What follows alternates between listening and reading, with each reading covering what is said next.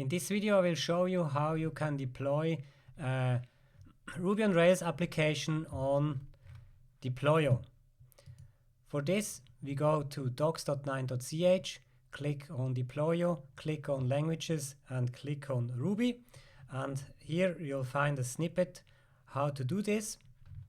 So I prepared this snippet here in a script and I used some random string. You can also do this via the Rails command, but if you haven't installed Rails locally, you can just use some random string with at least 127 characters.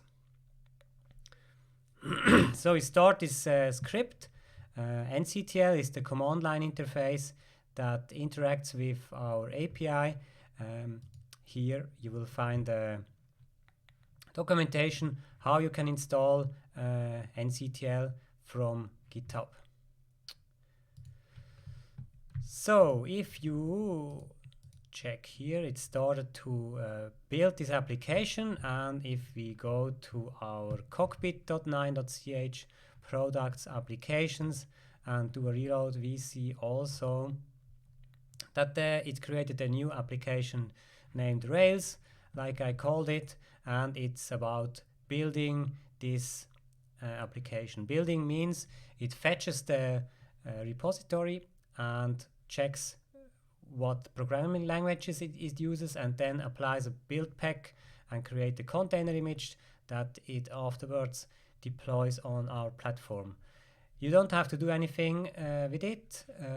The end result will be a URL with SSL certificate applied, where you just can click on it. But now we have to wait until it finishes building it.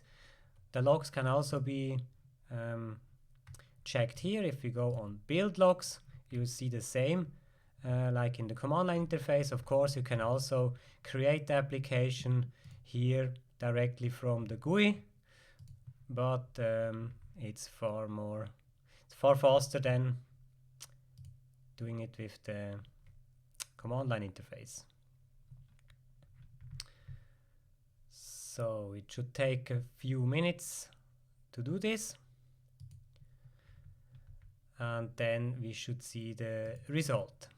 What you also can do, if you don't like this fancy name here, of course you can add more host names, your custom host names, your domain names, and the only thing that you need to do is you need to add these verification records that it can detect it, and then it can be used.